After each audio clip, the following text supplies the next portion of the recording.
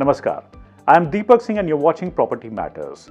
In today's episode, we will discuss on how to save capital gains tax which is arising from the sale of your property. To discuss this, we have with us Mr. Rajat Mohan, a tax expert. As the capital gains tax arising from the sale of a capital asset is quite a big amount, are there any ways through which an individual home buyer can save on this capital gains tax? A lot of costs that we incur at the time of purchasing a property, which we see that people generally miss. Purchase costs is, of course, you remember there's a huge chunk of an amount which you never miss while calculating your capital gains.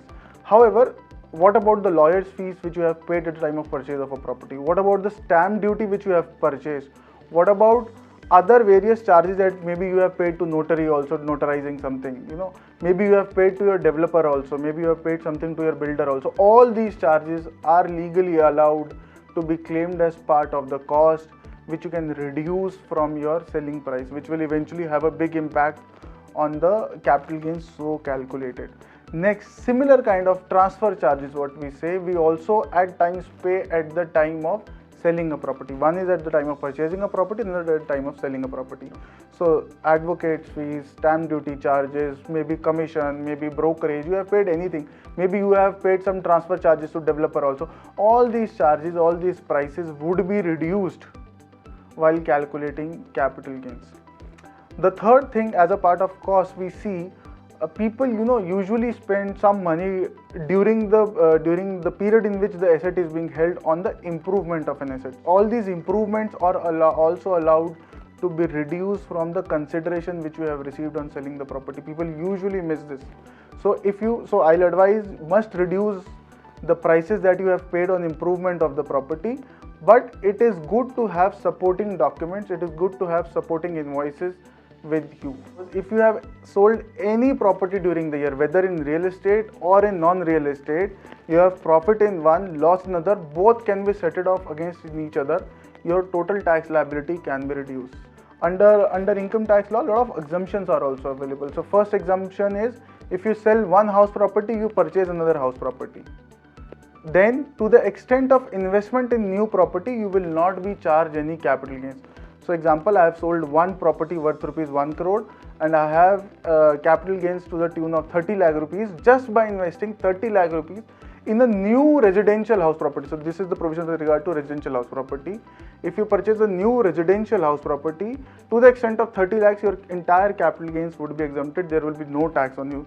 This exemption is claimed under section 54. If you sell any long-term asset other than real estate, meaning you have a plot, you have sold that plot. If you have some jewelry, you have sold that jewelry. If you have certain bonds, you have sold that bonds. By selling those property, you are investing into a new residential property, this being your first residential house, maybe first or second. Then also, if you invest the entire consideration, your total capital gains will be exempted. For example, you have sold gold worth rupees 50 lakh rupees. You have sold your gold worth 50 lakh rupees and the entire 50 lakh rupees you have invested in a new residential house. Then in such case, your entire capital gains would be exempted. This is an exemption under section 54F. You have some spare money. There are certain bonds of NHAI and REC under section 54EC. And the maximum investment that is allowed in these bonds is to the extent of 50 lakh rupees per year.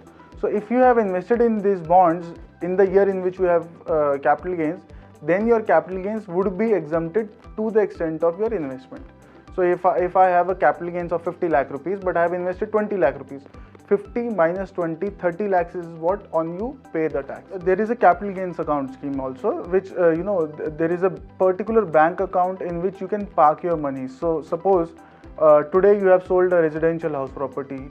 You have not decided whether I'll buy or not. You say ki, I may buy in Delhi, I may buy in Gurgaon, I may buy in Kerala. I have not decided. So in that meantime, but you need to file your income tax returns. You need to pay the taxes. So government has given you an option of parking your money in capital gains account scheme, telling the government, look boss, I will buy a house property. I have a period of 2 years or 3 years. Today I don't know what I'll do. So please don't tax me because I cannot take refund from you. You can park the entire money in the capital gain account scheme, and then after 2 years or after 3 years or after 1 year, you can utilize that money in purchasing another property.